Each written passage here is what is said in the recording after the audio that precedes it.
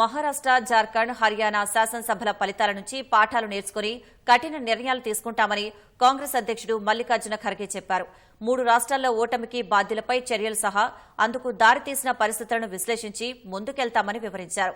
3 రాష్ట్రాల్లో ఓటమి, వచ్చే ఏడాది జరిగే ఢిల్లీ, బీహార్ అసెంబ్లీ ఎన్నికల సన్నాహాలపై కాంగ్రెస్ అత్యున్నత నిర్ణాయక మండలి సీడబ్ల్యూసీ ఇవాళ సమావేశమై చర్చించనుంది. ఖర్గే అధ్యక్షతన జరిగిన భేటీలో రాహుల్ గాంధీ, పార్టీ ప్రధాన కార్యదర్శులు ప్రియాంక గాంధీ, కేసీ వేణుగోపాల్, జైరాం రమేష్ తదితరులు పాల్గొన్నారు. కొన్నేళ్ల నుంచి ఈవీఎంల పనితీరుపై అనుమానాలు వ్యక్తమవుతున్నాయని, ఈ పరిస్థితిలో పారదర్శకంగా ఎన్నికల నిర్వహణపై కేంద్ర ఎన్నికల సంఘం విశ్వాసం కల్పించాల్సిన అవసరం ఉందని ఖర్గే చెప్పారు. ఇదే సమయంలో పార్టీలోని అంతర్గత విభేదాలు, నేతలు పరస్పర విమర్శలు కూడా ఓటమికి దారితీశాయన్న ఆయన ఇకపై ఇలాంటి చర్యలను సహించే ప్రసక్తి లేదని స్పష్టం చేశారు.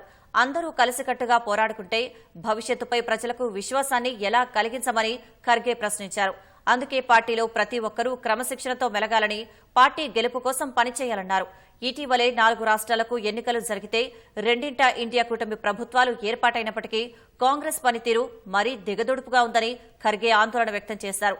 ఈ పరిస్థితిలో సంస్థాగత బలహీనతలను అధిగమించి రెట్టించిన ఉత్సాహంతో పోరాడాలని ఖర్గే పార్టీ నేతలకు సూచించారు.